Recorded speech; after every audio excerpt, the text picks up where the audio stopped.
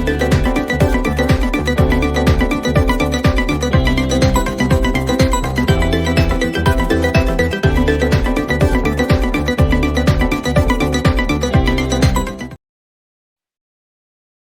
Everyone, good evening. कैसे हैं आप सब? चलिए आज की क्लास स्टार्ट करते हैं। प्रीवियसली बेटा हमने कौन सा फिनिश अप किया था? That is marketing mix. ठीक है, उसके 4 P's हमने डिस्कस करे थे: product, place, price and the promotion mix. बेटा आपने पढ़ा था प्रमोशन मिक्स के कुछ एलिमेंट्स थे: advertisement, sales promotion, personal selling and publicity. Right, अब उसको हम यूनिट वाइज डिस्कस करेंगे बेटा यहाँ पे। तो देखिए आज का जो हमारा यूनिट है, यूनिट नंबर 2, जिसमें मैं आपको बेसिकली एडवर्टाइजिंग का कॉन्सेप्ट समझाऊंगा कि एडवर्टाइजिंग है क्या। और ये चीजें बड़ी आसान भी है बेटा, क्योंकि प्रैक्टिकली आप इन सब चीजों को बहुत ऑब्जर्व करते हो। राइट, आप टीवी देखो, न्यूज चैनल्स देखो, या रेडियो देखो, कोई एप्लीकेशन यूज करो। राइट, या फिर आप यूट्यूब चैनल देखते हो बेटा बहुत सारे लोगों के। तो आप एक चीज देखते होंगे कि यार हर जगह ना एड्स आते हैं प्रोडक्ट्स के।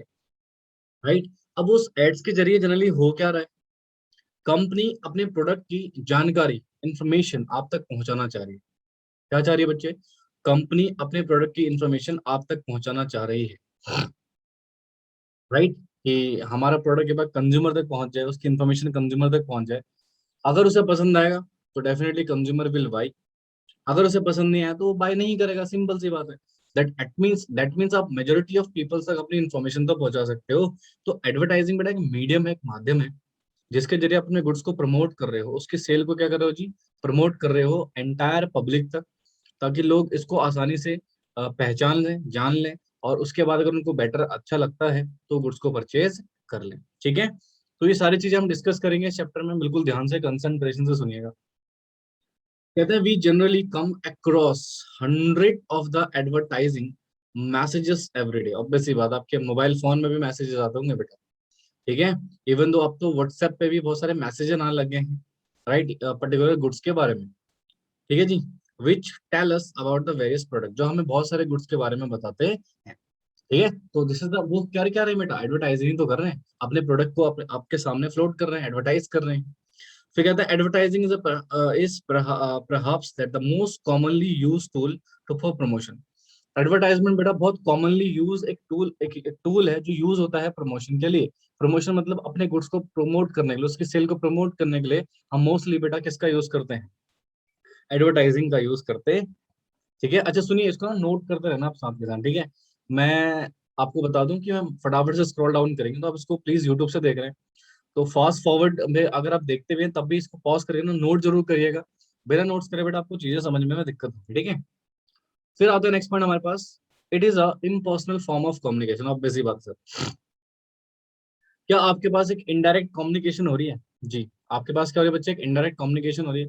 आपको कोई पर्सनली मिलने नहीं आ रहा, प्रोडक्ट की इन्फॉर्मेशन बताने नहीं आ रहा। आप एक टीवी के माध्यम के जरिए, मोबाइल के माध्यम के जरिए, लैपटॉप, कहीं कुछ भी यूज कर रहे हैं, राइट? तो उसके माध्यम के जरिए बेटा आप एक इन्फॉर्मेशन रिसीव कर रहे हैं। ठीक है, और वो एक कम्युनिकेशन हो रही है प्रोडक्ट के बारे में, बट वो इनडायरेक्ट है, वहां पर पर्सनली कोई कम्युनिकेशन नहीं हो रही है बेटा। इसलिए हम इसको बोलते हैं इम्पर्सनल कम्युनिकेशन। ठीक है, it is a paid form promotion by, obvious ही बात है, कौन पेड करेगा बेटा? सेलर या sponsor, to promote the some goods और सर्विसेज। अपने गुड्स एंड सर्विसेज को प्रमोट करने के लिए बेटा बहुत सारे जो सेलर्स होते हैं, बहुत सारे जो स्पॉन्सर्स होते हैं, वो अपने गुड्स को क्या कर रहे होते हैं? मार्केट में बेच रहे, प्रमोट कर रहे होते हैं। ठीक है जी, तो this is the basic meaning of advertising, and I hope so कि आपको समझ आ गई हो। जरा देखिए इसके कुछ और बेसिक इंपॉर्टेंट फंक्शंस को डिस्कस करते हैं। अगेन नोट जरूर करिएगा बेटा, बिना नोट करे आपको चीजें समझ में नहीं आएंगी। ठीक है जी।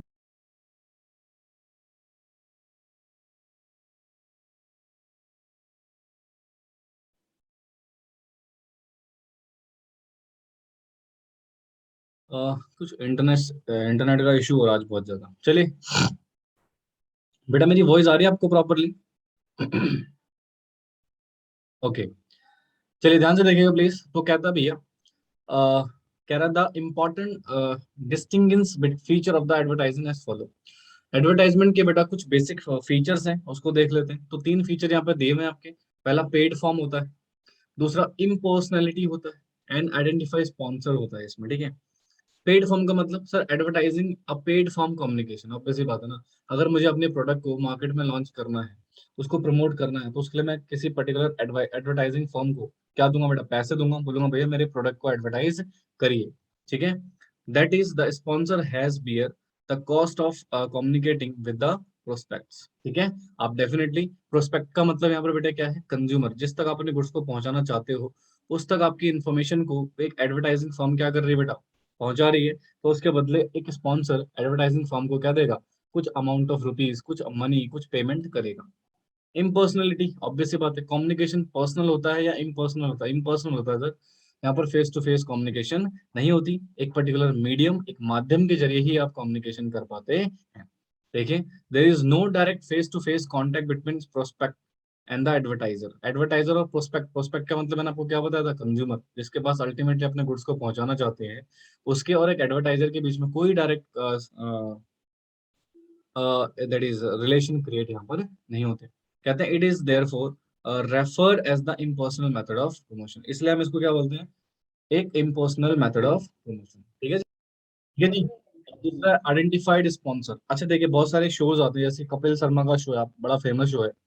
आप देखते हो ना, जब स्टार्टिंग में जब वो शो को स्टार्ट करता है तो एक स्पीच देता है बड़ी सी, कि sponsored by that that this बहुत सारी कंपनीज है जो शो को स्पॉन्सर कर रही है। अब देखो, जब जब वो शो स्टार्ट होता है, वो क्या करता है बेटा, उन प्रोडक्ट्स के बारे में बताता है कि इस हमारे शो को ये कंपनी स्पॉन्सर कर रही है, ये कंपनी स्पॉन्सर कर रही है, ये कंपनी स्पॉन्सर कर रही है। वो कहीं ना कहीं उस प्रोडक्ट को आप तक पहुंचा रहा है, ठीक है। तो बेटा जितने भी जो ये एक्ट्रेस एक्ट्रेसेस हैं जिनकी बहुत ज्यादा टीआरपी है, जिनके शोज की बहुत ज्यादा टीआरपी है, तो उनको बहुत सारी कंपनी अप्रोच करती है कि भैया हमारे प्रोडक्ट को अपने शो में इसका नाम दे ले, क्योंकि बहुत सारे लोग देख रहे होते हैं मेरा शो को। जैसे ही लोग अब उनका नाम लेंगे तो डेफिनेटली वो क्या होगा बेटा, अब काफी ज्यादा प्रमोट होगा। जैसा आपने देखा होगा, बहुत सारे डांस शो हैं बेटा, उनको प्रमोट कौन करते हैं बेटा, ये स्पॉन्सर। तो स्पॉन्सर का मतलब कौन होता है सर, वो कंपनियां, वो इंडिविजुअल पर्सन जो अपने प्रोडक्ट को मार्केट में क्या कर रहे हैं, प्रमोट करना चाह रहे हैं। इसलिए बेटा वो किसी पर्टिकुलर शो को, किसी पर्टिकुलर दैट इज, जैसे क्रिकेट को बहुत सारे जो, जैसे पेटीएम है, ये स्पॉन्सर करता है बेटा, तो इसका नाम क्या हो रहा है बेटा, वहां पर एक बहुत ज्यादा स्प्रेड आउट हो रहा है, लोग जान रहे हैं कि हाँ पेटीएम है, पर्टिकुलर है, राइट। तो कस्टमर बेस बढ़ेगा आपका, समझे। तो देखिए, advertising is undertaken by the some identify individual और company who makes an advertising efforts and also bear the cost of it, obvious सी बात है। जैसे आपने एक एक्टर को हायर करा, राइट, आपने ऋतिक रोशन को हायर करा, जैसे अभी हमने मिंत्रा का एड देखते होंगे, राइट। तो वो ऋतिक रोशन बेटा उसका एडवर्टाइजमेंट करा तो कुछ पैसे भी तो ले रहा होगा, यस ऑफ कोर्स। उसका कॉस्ट बेयर कौन कर रहा है, वो स्पॉन्सर जो अपना ऐड करवा रहा है। तो तीन बेसिक सिचुएशन है, पेड फॉर्म होता है, इम्पर्सनलिटी होता है, एंड आइडेंटिफाई स्पॉन्सर इसमें होता है, ठीक है बच्चों। आई होप सो बेटा आपको समझ आ रहा होगा। अब देख लेते हैं एडवर्टाइजमेंट के कुछ मेरिट्स हैं कि नहीं है। तो यस, बिल्कुल इसके कुछ फायदे तो हैं। पहला, मास रीच, मतलब आप एक बहुत ज्यादा कम्युनिटी तक इस इंफॉर्मेशन को पहुंचा सकते हो। एक बात बताओ ना, यूट्यूब क्या आज हर घर में हर बच्चा बच्चा यूज कर रहा है। तो यूट्यूब में अगर कोई ऐड आ रहा है बेटा, क्या आपका प्रोडक्ट एंटायर वर्ल्ड में लॉन्च हो रहा है, आपके प्रोडक्ट की इन्फॉर्मेशन प्रमोशन क्या पूरे देश में, पूरे वर्ल्ड में हो रही है बेटा? हाँ जी, देश में तो हो ही रही है। जैसे फॉर एग्जाम्पल, आपने कोई प्रोडक्ट यूट्यूब पे आपका ऐड आया, तो वो तो बाहर भी तो देखा जा रहा होगा, यस। तो इसका मतलब सर क्या आपकी कम्युनिकेशन बहुत ज्यादा वाइड स्प्रेड हो गई है, जी। तो advertisement is a medium through which a large number of people can be reached over a vast geographical area, ठीक है। अपने प्रोडक्ट को आप हर जगह प्रमोट कर सकते हैं बेटा। फिर कहता है enhancing customer satisfaction and confidence. कहता है advertising creates a confidence among the prospective buyer as they feel more comfortable and assured about the product quality and hence feel more satisfied, ठीक है। जब आप इन्फॉर्मेशन देखते हो, पढ़ते हो, उसके बारे में देखते हो कि यार क्वालिटी है, अच्छा प्रोडक्ट दिख रहा है, इन्फॉर्मेशन में तो अच्छा दिख रहा है, प्रैक्टिकली हो ना हो, तो वहां पर थोड़ा बहुत आपको कॉन्फिडेंस आता है कि यार चलो इस कंपनी की ब्रांड वैल्यू भी है, चलो उसको खरीदा जाए। तो कहीं ना कहीं वो आपको सेटिस्फेक्शन और कॉन्फिडेंस भी क्या कर रहा है बेटा, एडवर्टाइजमेंट के जरिए एनहांस कर रहा है जी, बढ़ा रहा है। फिर क्या कहते हैं, एक्सप्रेसिवनेस। देखो, with the development of in art, computer design and graphics, advertisement had developed into one of the most forceful medium of the communication. बड़ा मुझे एक बात बताइए, आज ग्राफिक के जमाने में, कंप्यूटर के जमाने में क्या बहुत सारे अट्रैक्टिव तरीके से एडवर्टाइजमेंट आता है जी, बिल्कुल। आपने देखा होगा, जैसे वोडाफोन एड लेके आता था जूजूस का, राइट, छोटे छोटे गुड्डे होते थे, बड़े क्यूट लगते थे वो, राइट। तो उनके जरिए ऐड लेके आता था, बड़ा अट्रैक्टिव सा लगता है कि लोग देखते हैं, वरना जनरली क्या होता है, ऐड आता है, स्किप कर देते हैं। Attractive सा होता है। राइट, जहाँ पर हमें लगता है कि यार बड़ा अच्छा लग रहा है, it's look like some story there, तो हम थोड़ा स्टे करते हैं, फिर हम देखते हैं कि अगर अच्छा लग रहा है तो दैट मीन्स वो एक्सप्रेसिव भी होना चाहिए, एक्सप्रेसिवनेस होता है बेटा, ताकि लोगों को वो अट्रैक्टिव लगे। राइट, वो एक ग्राफिक के जरिए ना दिखना चाहिए कि क्या बताना क्या चाह रहे हो। जनरली वर्ड्स में बोला जाता है ना, बट अभी ग्राफिक्स के जरिए भी आप क्या कर रहे हो बेटा, दिखाना चाह रहे हो कि भैया हाँ पर्टिकुलर गुड्स इस तरीके का। ठीक है, इकोनॉमी, इकोनॉमिकल होता है बेटा, advertising is a very economical mode of communication if large number of people are reach. बेटा एक बात बताइए, आपने एडवर्टाइजमेंट में 1 करोड़ रुपए खर्च कर दिए और वो प्रोडक्ट 100 करोड़ लोगों तक पहुंचा, ध्यान सुना, उसकी प्रोडक्ट की इन्फॉर्मेशन 100 करोड़ लोगों तक पहुंची। बेटा मुझे एक बात बताइए, अगर एक पर्सन ने भी आपका गुड्स परचेज करा, डोंट यू थिंक आपकी सेल बहुत ज्यादा बढ़ जाएगी? तो क्या एडवर्टाइजमेंट एक बहुत ही इकोनॉमिकल टूल हो गया बेटा? जी। क्यों? क्योंकि वो हर पर्सन तक पहुंच रहा है, और जब हर पर्सन तक पहुंच रहा है तो डेफिनेटली बायर भी तो बढ़ रहे हैं आपके, और जब आपके बायर बढ़ रहे हैं तो आपको बेनिफिट तो मिलेगा, ऑफ कोर्स मिलेगा। ठीक है, तो this is the basic situation, I hope सो आपको समझ आ गया होगा बेटा। सम मेरिट्स जैसे मास reach, ensuring customer satisfaction and confidence, expressiveness and economy, right? अब एक बेसिक सा पॉइंट है, दैट इज सम ऑब्जेक्शन। कुछ ऑब्जेक्शन भी हैं बेटा एडवर्टाइजमेंट के साथ, बहुत सारे ऑब्जेक्शन है सर। कुछ ऑब्जेक्शन हैं जैसे कि एड टू कॉस्ट। भाई एडवर्टाइजमेंट की कॉस्ट किस में जोड़ दी जाती है? प्राइस में। कस्टमर के ऊपर क्या एक बर्डन बढ़ गया? जी सर। दूसरा, अंडरमाइन सोशल वैल्यूज, कुछ ऐसे ऐड आते हैं बेटा जो सोशल वैल्यूज को अंडरमाइन करते हैं। जैसे एक कुछ टाइम पहले एक एडवर्टाइजमेंट आता था बेटा, अब तो चलो उसका नाम थोड़ा बदल दिया, फेयर एंड लवली का एडवर्टाइजमेंट आपने देखा होगा। तो फेयर एंड लवली से एक मैसेज नहीं जा रहा सोसाइटी में कि आप अगर फेयर कॉम्प्लेक्शन है आपको तो देयर इज अ प्रॉब्लम, अगर आप गोरे हैं तो आपको हर चीज मिलेगा लाइफ में, अगर आप थोड़ा सा फेयर कॉम्प्लेक्शन है आपको तो इसका मतलब there is a problem for you. तो कहीं ना कहीं आप सोसाइटी में एक डिस्क्रिमिनेशन क्रिएट कर रहे हो। यस सर, बिल्कुल डिस्क्रिमिनेशन क्रिएट कर रहे हो। तो बेटा आई थिंक किसी कोर्ट के ऑर्डर से बेटा आज वो उसके फेयर एंड लवली के नाम के आगे ग्लो एंड लवली आता है, फेयर एंड लवली अब नहीं आता। तो इस तरह के बहुत सारे एड्स आते हैं बेटा जो एक सोशल वैल्यूज को अंडरमाइन करते हैं, झूठ दिखाते हैं बेटा। एक और ऐड आता है, आपने देखा होगा वो जो एनर्जी ड्रिंक है स्टिंग, राइट, उसका ऐड आपने देखा होगा। उस एडवर्टाइजमेंट के जरिए आप क्या बताना चाह रहे हो?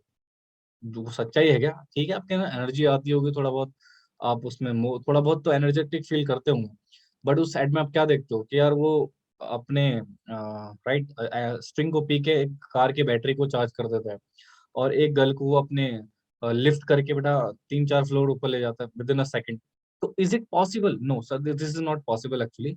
तो ये सब चीजें दिखाई जाती है, तो सोशल वैल्यूज नहीं है बेटा, ये झूठ दिखाया जा रहा है, फरेब दिखाया जा रहा है, बायर को कंफ्यूज किया जा रहा है। तो देखो अगला पॉइंट ये लिखा हुआ है, कंफ्यूज द बायर, बायर को कंफ्यूज कर देते। जैसे वो एक बड़ा उसका ऐड आता है, क्या नाम है उसका, परफ्यूम का ऐड आता है, वो जैसे ही परफ्यूम लगाता है बहुत सारी गर्ल्स उसके पीछे पड़ जाती हैं। इट्स लॉजिक, एक वाहियात से ऐड दिखाते हैं तो जिसका कोई लॉजिक नहीं है। ठीक है, तो खैर क्या बात करें इसके ऊपर, तो these are the basic situation, buyer confuse हो जाता है कि लूं ना लूं, मेरे पीछे आएंगे नहीं आएंगे। चलो खैर, जो भी जोक्स अपार्ट, अब ध्यान सुनो नेक्स्ट पॉइंट क्या लिखा हुआ है, encourage sales of the inferior goods.